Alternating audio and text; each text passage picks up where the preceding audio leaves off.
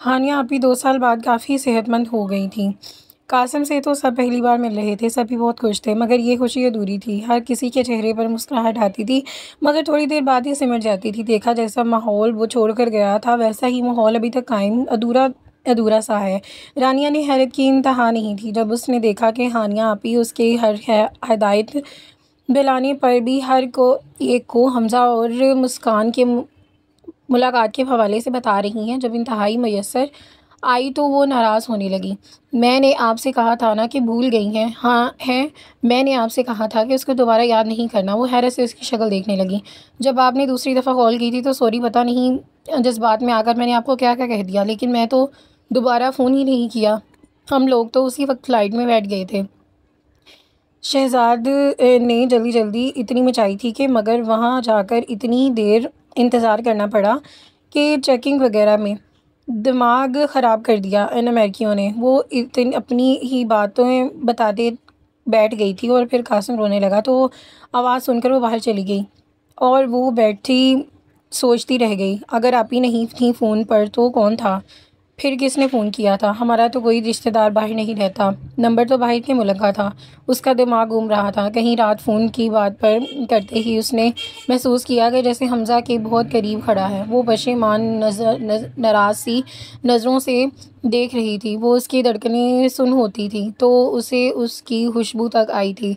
पता नहीं कुदरत ने इन दोनों के दिलों में कैसा रब्ता पैदा कर दिया था, अनजाना सा। इतनी दूर रहते हुए भी उन दोनों को एक दूसरे की धड़कन महसूस होती थी। तो क्या हमज़ा? इस ख़्याल से उसका दिल खुश हो गया था। इस वक्त सवाए लड़कियों के सब लोग ही दादों के पाक कमरे में जमा हुए थे। सब ही हैरान थे, हमज़ा कहाँ जा रहा? लेकिन हानिया भी तो हो सकता है मुस्कान को गलतफहमी हुई हो। आखिर वो है तो बच्ची, और फिर जब हमज़ा गया था तो उस वक्त तो ये बहुत छोटी थी। छोटी बच्ची थी। वो बात की थी जो अपनी जगह सोच तो सब ही रहे थे। चची जान बेशक मुस्कान हमज़ा के लिए जाने के वक्त बहुत छोटी थी, मगर बाद में उसकी हमारी शादी की मूवी इतनी बार देखी है कि हमज़ा की शक्ल तो याद हो गई है। और दूसरी बात यह है कि आप खुद सोचें, आखिर उसके पराए देश में कौन मेरा इतना गहरा रिश्तेदार निकल आया जिसने मेरे बच्चों को इतनी शॉपिंग करवाई और फिर बाहिफाजत मेरे पास छोड़ भी गया। खुद सामने नहीं आया। लेकिन आखिरी जुमला कहते हुए उनकी आवाज़ हल्की हुई, मगर हमज़ा हाल बात कुछ समझ नहीं आई।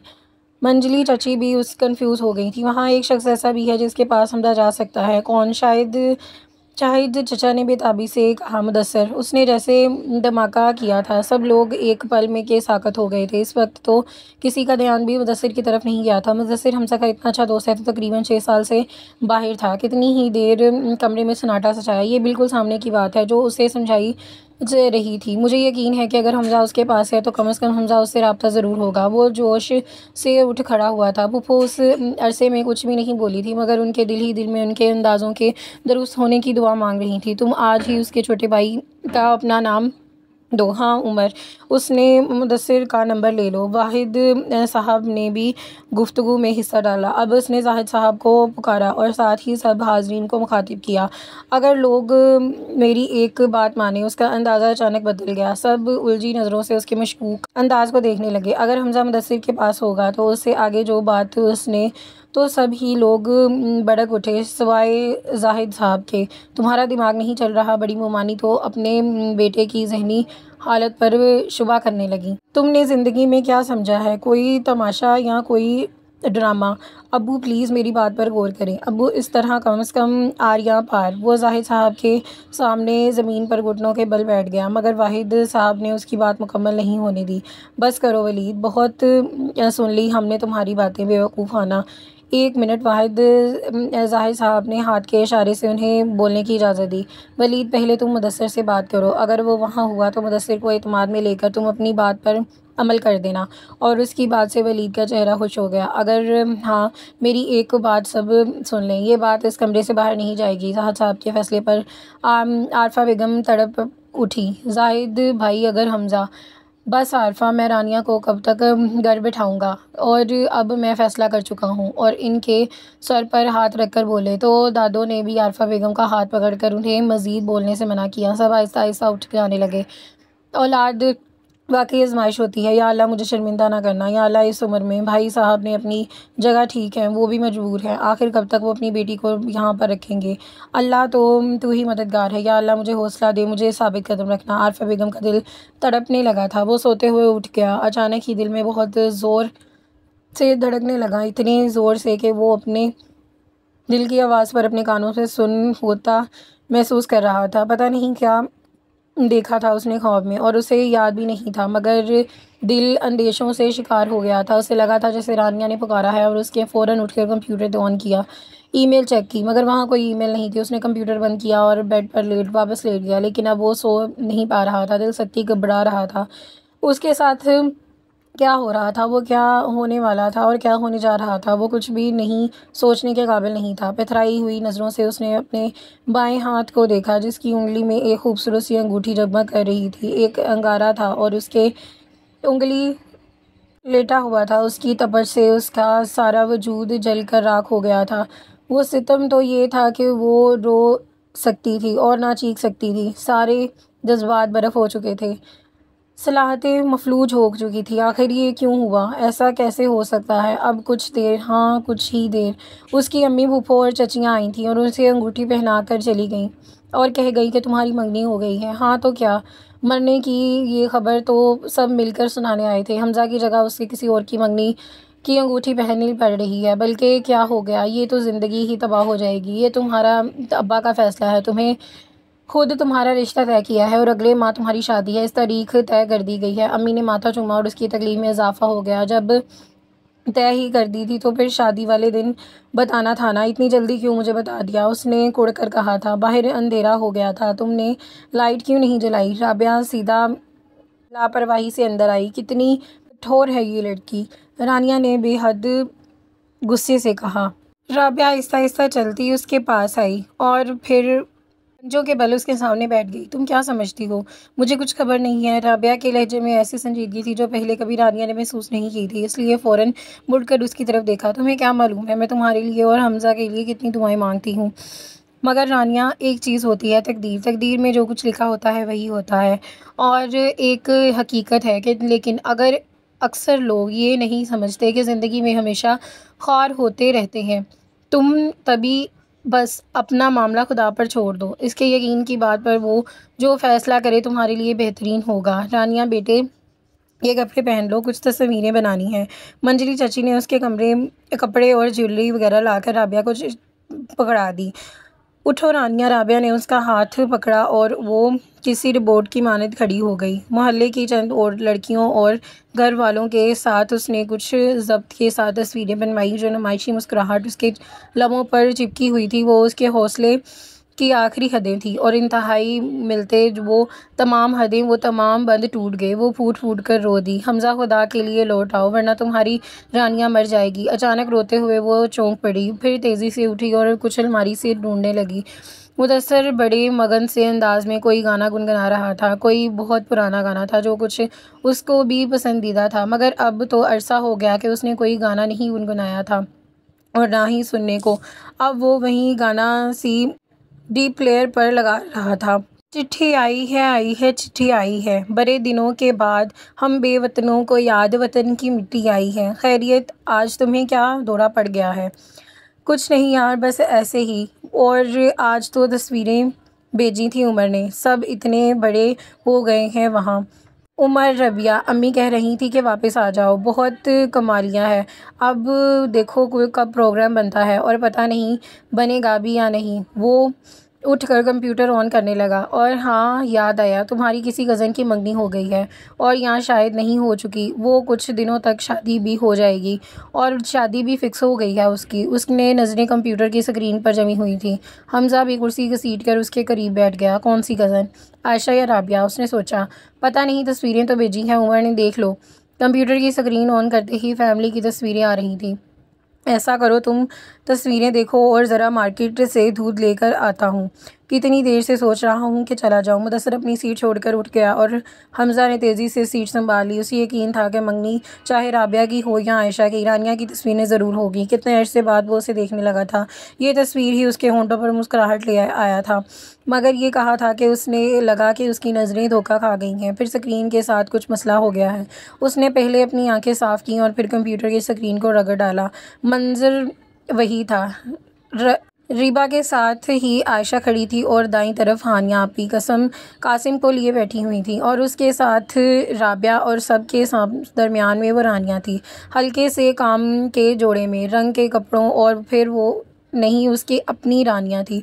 उसने तस्वीर को जूम करके देखा, फिर चेहरे के नकूश वही थे, बिल्कुल वैसे ही थे। हाँ, उसकी आंखों में तैर था कुर्ब, वो एक नज़र ही देख चुका था। उसके चेहरे पर धीमी सी मुस्कान नमायशी तौर पर थी और उसके पीछे कितने ही आंसू रुके हुए थे। वो ये भी जान चुका था, मेरी नानिया, मेरी ज़िंदगी वो किसी और की हो जाएगी नामुमकिन। मुदस्सिर जब वापस आया तो उसके अपार्टमेंट का दरवाज़ा खुला हुआ था।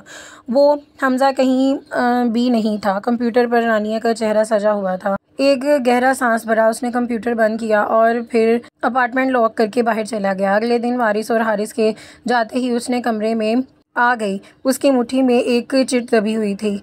उसने कहा कि जब भी कभी ज़िंदगी तंग हो तो फिर तुम आ जाना, मगर मेरी ज़िंदगी ही ख़त्म हो गई और अब तुम मेरा हक़ है हमज़ा, क्या मैं तुम्हें पुकारूं तो तुम्हें आवाज़ दूं और तुम्हारी मिन्नत करूं। हमज़ा, खुदा के लिए आ जाओ। और जल्दी जल्दी कंप्यूटर पर टाइप करने लगी। वो किस रफ्तार से भागता हुआ अपने अपार्टमेंट में आया था। उसे अंदाज़ा था कि वो रास्ते में कितने लोगों से टकराया हो, कितने लोगों ने उसे झटका दिया हो और कितनी ही दफ़ा उसे ठोकर लगी हो। उसके पास शुमार करने को फुर्सत नहीं थी। अभी गुलों में खुशबू बाकी है, अभी प्रेत छड़ नहीं रही, अभी वक्त बाकी है, अभी पत्ते भी कुछ हरे हैं। कुदरत ने उन्हें भी जर्द लिबास पहनाया। 14वीं का चांद अभी गहना है, बादल बरसा नहीं रहे, अपने सावन आया नहीं। जाने वाले मुसाफिर लौट आओ, सिर्फ तुम्हारे लिए। रूह ने जिस्म से राब्ता तोड़ा है, सिर्फ तुम्हारी खातिर। बहार ने कुछ मोहलत मांगी है ख़ज़ां से, अभी मोहलत बाकी है, अभी कुछ वक्त बाकी है, अभी सब कुछ तुमने गंवाया नहीं। तुमने कहा था जब ज़िंदगी तंग पड़ने लगे तो तुम हमज़ा, मेरी ज़िंदगी ख़त्म होने वाली है, प्लीज़ जहाँ भी हो लौट आओ, वरना वो मोहलत भी ख़त्म हो जाएगी। उसने सामने रानिया को मेल खोली हुई थी जो शायद 2 दिन पहले भेजी गई थी। उफ़ खुदाया, मैं कैसे इतना लेट हो गया। ऐसा तो कभी नहीं हुआ कि वो रोज़ाना अपना मेल बॉक्स चेक करता था सिर्फ़ इस मेल की खातिर, और वो बार बार इस मेल को पढ़ रहा था। उसका दिल बार बार नए सिरे से तारीकी में डूब रहा था। क्या हुआ, शायद तुम्हें इस तरह क्यों भागे आ रहे हो? मुदस्सिर भी शायद उसके पीछे ही निकल आया था। मुदस्सिर, मैं वापस जा रहा हूँ, वो कंप्यूटर बंद करके बोला। कहाँ? उसने बेमायनी सा सवाल किया, हालांकि जानता था कि वो कहाँ जाने की बात कर रहा है। पाकिस्तान। लेकिन तुम तो कहते थे बकवास करना बंद करो। दिमाग ख़राब है मेरा, मैं पागल हो गया हूँ, उसने धाड़ कर कहा। मुदस्सिर, अगर मैं अब भी पाकिस्तान वापस दोबारा ना जा गया तो मेरे लिए बर्बाद हो जाऊँगा। वो किसी से कहकर मेरी वापसी की सीट कन्फर्म करवाओ, दो जितनी जल्दी हो सके।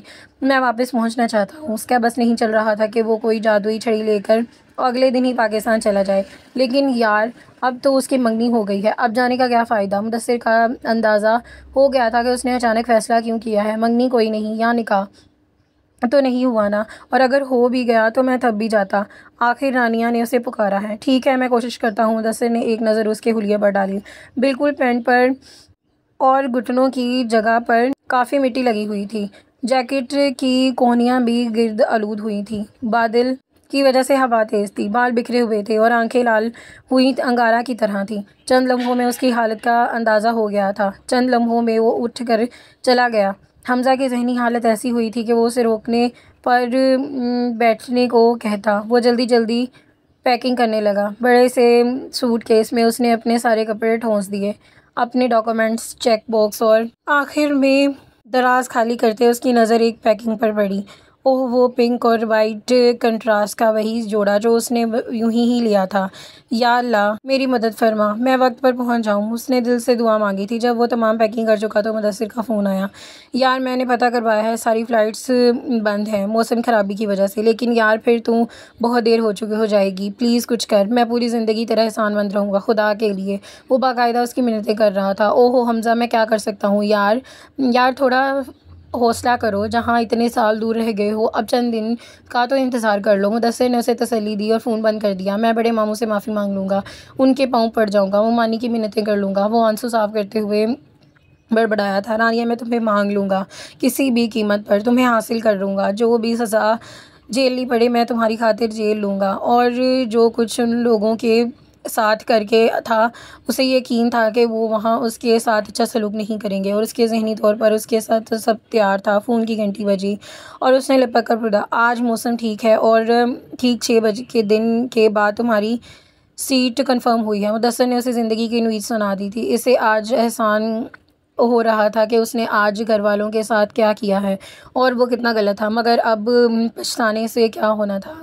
गुज़रे लम्हों की तलाफ़ी मुमकिन तो नहीं थी, हाँ, मगर वो खुद की मुस्तकबिल में पछताने से बचा रहा था। लड़के के बारे में इन तीनों की सिर्फ इतनी मालूमात मिली थी कि वो इकलौता है, बाप नहीं है, और उसकी माँ ने बड़ी ज़िम्मेदारी से उसको पाला है। अब रोज़ाना बाज़ारों के चक्कर लग रहे थे, मगर आयशा और राबिया दोनों ही इस खरीदारी में शिरकत ना करती थीं। रानिया को देख देख कर खुद उन्हें अपना आप भी मुजरिम लगने लगा था। अब भी वो दोनों दुपट्टों पर गोटा टाँग रही थीं, क्योंकि घर पर रहकर कोई काम तो करना था ना, वरना सब उन्हें बाजार में घसीट लेते। मेहंदी का जोड़ा भी घर आ चुका था। फूफो पूछ रही थी कि बारात वाले दिन तुम क्या पहनोगी, लहंगा, साड़ी या राजस्थानी फ़्रॉक वगैरह। आयशा दरवाजे में खड़ी इनकी पसंद पूछ रही थी। कफन लफ्ज़ सरसराते उसकी ज़ुबान से निकला। पास बैठी राबिया ने दहल कर उसकी तरफ देखा। हुश, ऐसे नहीं कहते। फिर वो आयशा की तरफ मुड़ी। यार, बारात पर लहंगा ही अच्छा लगता है। हाँ, वैसे वलीमे पर खुद देख लेंगे। फिर वो कुछ सोचकर बोली, और हाँ, अगर रेड हो और ऑरेंज कंपटीशन मिल जाए तो बहुत अच्छी बात है। उसकी बात पर आयशा ने उसे घूरा और रानिया जो जैसे साकत रह गई थी। ये कलर्स तो हमज़ा के फेवरेट थे और इसलिए वो खुद भी ज़्यादातर यही पहनती थी। यार, घर में हानिया आपी के बाद दूसरी शादी थी, मगर कोई भी मज़ा नहीं आ रहा था। कपड़े टांगते टांगते राबिया ने बेजारी से कहा, वो इसके दोनों तरफ की तैयारी हमें ही करनी पड़ रही है। वैसे अम्मी ने बताया था कि वो हमारे दुल्हा भाई रहते कहाँ हैं। पिछले दिनों काफ़ी रिश्तेदार आए थे, लेकिन पता नहीं कौन से रिश्ते पर हाँ की है। शायद अपने दुपट्टे के पल्लू हाथ पहुँचते उसके पास आकर बैठी थी। रानिया कोई जवाब नहीं दिया, फिर मुंह फेर कर बैठ गई। राबिया ने उसे मूड को देखते हुए मौजू बदल लिया। आयशा, राबिया, इधर आओ। हानिया की आवाज़ यकीनन दादों के कमरे से आ रही थी। उफ, एक लम्हे के लिए तो आराम नहीं देते। आयशा झुंझलाई, बेचारी भी अभी तो आकर बैठी थी, फिर उसे उठकर खड़ी हो गई। कमरा खाली हो गया। रानिया ने गर्दन मोड़कर देखा। कारपेट पर कितने ही रंग के कपड़े पड़े हुए थे। एक से एक कीमती नफीस जोड़ा था। उसके ससुराल वाले काफ़ी अमीर लगते हैं, मगर उसने उससे कोई सरोकार नहीं था। हमज़ा के बगैर जीने का तो तसव्वुर भी नहीं कर सकती। वो घर छोड़कर आ गया था और उसने दिल को समझा लिया था कि उसने, मगर अब तो सब कुछ ख़त्म हो जाने वाला है। अब अगर वो वापस भी आ जाता है तो क्या फ़र्क पड़ता है। इन सब लोगों ने कितनी जल्दी, कितनी आसानी से हमज़ा की जगह किसी और को दे दी। मैं कितनी सहूलत से किसी और शख्स को उसकी ज़िंदगी में दाखिल कर दिया और चुपचाप तमाशा देख रही थी। मगर ये दिल हमज़ा की जगह किसी और को देने पर कतई राज़ी नहीं है। पता नहीं क्यों, किस उम्मीद पर उसने हमज़ा को ईमेल किया था। पता नहीं उसे इतना क्या उम्मीद थी कि वो वादा याद आ गया कि वो वापस आ जाएगा। नहीं, दिमाग अभी तवील घड़ी पर खड़ा हुआ था और उस दिल की भी क्या कहने, हमेशा की तरह खुश गुमानियों में मस्कीन था। पता नहीं मेरा दिल इतना डीठ क्यों है, सुनकर ही नहीं था। आखिरकार मैं उस शख्स के पीछे खार हो रही हूँ। वाह जी, क्या ठाठ है मोहतरमा के। राबिया एक ट्रे में जग और गिलास लेकर आई थी। वैसे एक बात बताऊं, ये दुल्हन बनने से पहले लड़कियां अपने हाथ पाँव क्या गिरवी रखा आती हैं। उसने शरबत का गिलास अंडेलना शुरू कर दिया। क्या मतलब? वो भी उठकर बैठ गई, दोनों हाथों से चेहरे पर आए बालों को पीछे करने लगी। मतलब ये कि इतनी देर से फारग बैठी हो, तुमने इतना नहीं हुआ कम से कम एक जोड़ी ही टांग दूँ, आखिर को तुम्हें ही पहनने हैं। राबिया बात मुकम्मल करके अपने हिस्से की शरबत फटाफट चढ़ा गई। उफ खुदाया, पहले ही इतनी गर्मी थी, ऊपर से ये लोड शेडिंग। वो दुपट्टे से अपना पसीना साफ करने लगी। और ये तुम्हें भी गर्मियों में शादी करवानी थी? बात तो मुंह से निकल गई और अब वो पछता रही थी, क्योंकि रानिया का चेहरा यकदम तारीख में चला गया था। अगर मेरा बस चलता राबिया बीबी तो मैं कभी शादी ही ना करती, मगर यहाँ वालिदैन के भी अपने मसाइल हैं। कभी कभी मैं सोचती हूँ कि हम लड़कियों के जिस्मों पर दिल ही नहीं होना चाहिए। खाम खा सारी ज़िंदगी एक मोहब्बत के नाम पर बर्बाद होती है और फिर हासिल भी नहीं होती। फिर आखिर में खाली दिल खाली दामन रह जाता है। किसी और की ज़िंदगी तबाह करने चल पड़ो और अपने खाली हाथों को देखकर जब जिन पर उसकी आंखों से निकलते हुए आंसू टपक रहे थे। क्यों होता है हमारे साथ ऐसा राबिया? राबिया चुप होकर रह गई, जो दिल ही दिल में खुद कोसने लगी और फिर मसरूफ़ हो गई। शाम तक हानिया आपी पुप्पो वगैरह बाज़ार से लौट आई थी उसका ब्राइडल ड्रेस लेकर। वो लोग वहीं रानिया वगैरह के कमरे में सारे चीज़ें देखी जा रही थी और रानिया न जाने किस दुनिया में मगन थी। अचानक हानिया आपी ने आगे बढ़कर उसके ऊपर भारी काम का दुपट्टा दिया। वो चौंक उठी। रेड और ऑरेंज कंट्रास्ट में गोल्डन काम किया हुआ दुपट्टा उसके सर पर घूंघट की तरह। देखो तो ज़रा किस कदर प्यारी लग रही है। हानिया आपी ने उसे खुद से लपेट लिया। फूफो ने भी उसकी नज़र भर के देखा और कहीं खुद उनकी नज़र न लग जाए उसके लिए वो उठकर बाहर चली गई। ये लोग भी किस कदर खुदगर्ज हैं। फूफो का दिल जलाने के लिए हर काम में इन्हें भी घसीट लाते हैं। फूफो किस हौसले से ये सब बर्दाश्त कर रही हैं। लब काटते हुए अपने आंसू अंदर ही उतार गई। बाहर आरफा बेगम अपने रब के हजूर सजदा रेज़ थी। मालिक मेरा बरम रखना। आज उसका इस मुल्क में आखिरी दिन था। अल्लाह अल्लाह करके मेहरबानी से मौसम ठीक था और कल उसकी फ़्लाइट थी। बहुत से लोग हैरान हुए थे कि 3 साल में इतने कम अरसे में उसने इतना पैसा कैसे जमा कर लिया। इतने लोग कितने सालों में जमा नहीं कर पाते। अब वो उन्हें क्या बताता कि वो यहाँ 3 साल किसी मशीन की मानद काम करता रहा।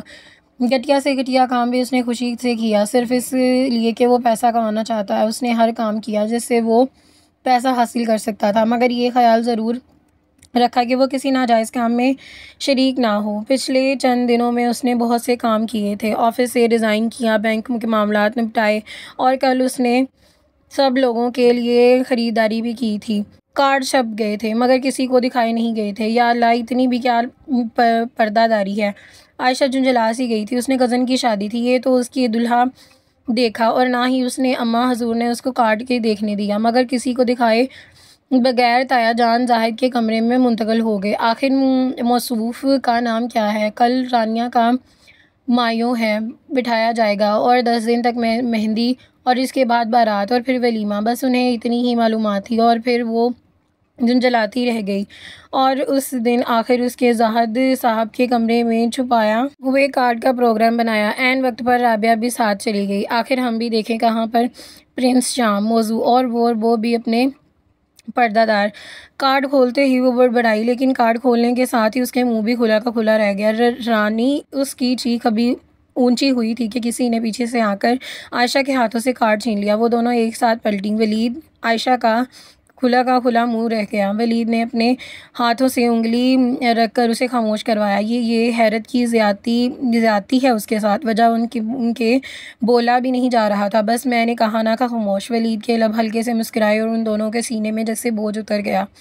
अब वो भी खुलकर मुस्कुरा रही थी। उपटन की खुशियों से उसका सर फटा जा रहा था। अब उसकी मायों बैठाया जा रहा था, लेकिन वो देख रही थी कि पूरी हवेली पर एक अनजानी सी परेशानी छाई हुई है और वो महसूस कर रही थी कि ये परेशानी उस मुतवक्का ससुराल की तरफ से है। मगर अब क्या हो सकता है? पहले तो सब इतने खुश थे। वो सोचना नहीं चाह रही थी और फिर भी सोच रही थी। आज फूफो ने हमज़ा का कमरा साफ़ कर दिया था और हर हफ्ते न जाने कुछ उम्मीद से उसका कमरा साफ़ करती थी। शायद उन्हें उम्मीद थी कि वो किसी दिन अचानक बगैर बताए आ जाएगा। खैर, माँ थी ना, तो वो सारी उम्र भी उसकी उम्मीद पर गुजार देती, मगर उसके पास अब ना कोई उम्मीद थी ना कोई आस। सावन का महीना शुरू हो गया था। कितने दिन हो चुके थे मगर बारिशें जैसे रूठ गई थीं। आज भी आसमान पर सिर्फ सुबह से बादल छाए हुए थे, मगर बरसने के मूड में नहीं थे। कभी यही मौसम कितनी खुशियों से लाता था, मगर अब रानिया इस बादलों को देखती और फिर कभी ना बरसने की दुआएं करती। ये मौसम बरसात के ज़ख्मों पर हरा होता। शाम को हल्की हल्की बारिश शुरू हो गई थी। लड़कियों का भी मूड बदल गया था। शादी के गानों की बजाय बरसात के गीत हो रहे थे। बिन सावन झूला झूलूं, मैं वादा कैसे भूलूं, मैं पंख लगा कर आया, सावन का मौसम लाया।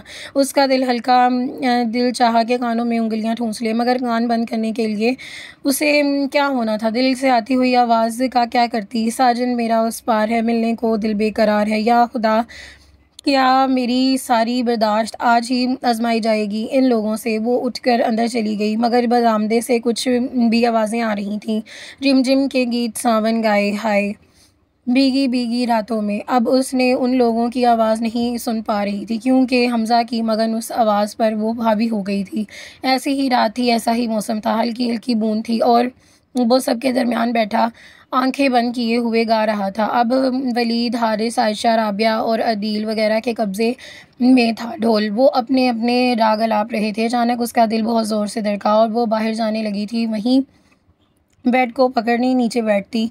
धड़कन की आवाज़ बहुत वाज़िया हुई थी, मगर ये उसकी धड़कन को भी मालूम नहीं था। इधर बाहर घंटी बजी और फिर बजती ही चली गई। अंधेरे में कुछ ख़ास नज़र नहीं आ रहा था, मगर वो फिर भी वो महसूस कर रहा था कि 5 बरसों बाद यहाँ बहुत सी तब्दीलियाँ हुई होंगी। वो हवेली के दरवाजे के सामने खड़ा था। तेज़ बारिश से उसे भिगो डाला था, मगर वो अंदर जाने की हिम्मत नहीं कर पा रहा था। आखिर बस में मुँह से जाता। 3 साल पहले वो ये घर छोड़ते हुए उसने इस हवेली के मकीनों के बारे में एक लम्हा भी नहीं सोचा था, और आज आंखें बंद करके उसने बेल दे दी, और एक ही के बाद दूसरी, दूसरी के बाद तीसरी और फिर चौथी। अंदर से आती ढोलक की आवाज़ बंद हो गई और उसका दिल जैसे किसी लम्हे बंद हो गया। अरे भाई रुको, बेल पर हाथ रखकर भूल गए हो क्या? वो पहचान सकता था कि ये हारिस की आवाज़ है। यहाँ फिर साथ ही चिपक गया। वलीद की आवाज़ ज़्यादा करीब से आ रही थी। अरे कहीं करंट तो नहीं लग गया? वलीद का जुमला मुंह में ही रह गया। करंट तो खुद से लग गया। अगर उसका नाम उसके लिए गैर मुतवक्का था, मगर दरमियान में ही 3 साल भी थे। हमज़ा हर तरह की हालात के लिए खुद को तैयार करके बैठा था। अगर अभी वलीद दरवाज़ा बंद कर देता तो क्या कहेगा, वगैरह वगैरह। लेकिन उछल कर उसके गले लगने वाला वलीद, कहाँ था तू? कहाँ चला गया था हम सबको छोड़कर? कितना ढूंढा तुम्हें? और इसके गले लग के उसने नम आवाज़ में कहा। उसकी बात से बेखबर बारिश उस दोनों पर कितना भिगो डाला था। बड़ा बेगैरत है तू, कहाँ कहाँ तुझे तलाश नहीं किया। वो उससे अलग होने को तैयार ही नहीं था। हमज़ा खुद भी उसके इस्तकबाल पर हैरान हो गया। रानिया ठीक ही कहती थी, मैं हमेशा तस्वीर के मनफी पहलुओं को खोजता हूँ। उसने बेइख्तियार सोचा। वलीद साहब अब अंदर भी आ जाएं। बाहर क्या शादी के लड्डू आ रहे हैं? हारिस जो बारिश से बचने के लिए भागा हुआ आया था, वो थम गया और वलीद ने उसे अलग हुआ तो हारिस ने उसे गले लगा लिया। तू बहुत ही ज़्यादा बदतमीज़ इंसान है। कोई इस तरह भी नाराज़ होकर जाता है? कितना परेशान किया तुमने हम लोगों को। हारिस की मोहब्बत भरे शिकवे से उसकी आंखों में आंसू भर आए, और बारिश की वजह से शायद उन तीनों को भरम रह गया। अरे लड़कों, बाहर क्या देख रहे हो? इतनी बारिश में कौन आया है? जाहिद साहब की आवाज़ आई तो वो एकदम से अलर्ट हुए। फिर उन तीनों ने कदम उठाए और अंदर जाने के लिए वो खुद ही बाहर आ गए, हाथ में छतरी उठाए। मगर वो बाहर का मंजर देखकर उनकी हाथ से छतरी छूट गई। बारिश की तेज़ बौछार ने उन्हें भी भगो दिया। हमज़ा को उस लम्हे खौफ था कि उसके चेहरे के ज़ाहिर था। वो बड़े मामू, मुझे माफ़ कर दें।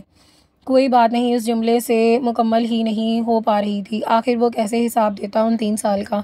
थक हार कर उसने नदामत से सर झुका लिया। साहब साहब ने एक गहरी नज़र उस पर डाली और मुस्कुराए। अब क्या लोगों की तरह सारी रात यहीं खड़े रहोगे? उसने झटके से सर उठाकर उनका हैरत भरी नज़रों से देखा। उन्हें देखा। कोई हिसाब किताब नहीं, कोई पूछगिछ नहीं, कोई ताना, कोई इल्ज़ाम, कोई शिकवा शिकायत। इतनी जल्दी उन्हें माफ़ कर दिया? उन्होंने आगे बढ़कर उसे सर ता पैर चित लगाई। गधे, मैं जो कह रहा हूँ वो समझ नहीं आ रहा। उन्होंने उसे गले लगा लिया। देखो मुझे भी भिगो डाला, अब फिर कपड़े बदलने पड़ेंगे। वो मुस्कुराए। आओ अंदर चलो। वो आगे बढ़ गए और उसके पीछे हमज़ा ने यही दफ़ा इस हवेली की दहलीज़ पूरे एतमाद से के साथ अबूर की थी, इस यकीन के साथ कि उसके अपने हैं, कोई गैर नहीं है। वो ये मोहब्बतें हक़ रखता है और उसका और उस पर एहसान नहीं। आज उसे मालूम हुआ था कि मोहब्बत एहसान नहीं होती, ये तो मान होता है। और यहाँ पर हमारी किस्सा का इख्तिताम होता है। इंशाल्लाह मिलते हैं नेक्स्ट वीडियो में। दुआ में याद रखिएगा। अल्लाह हाफ़िज़।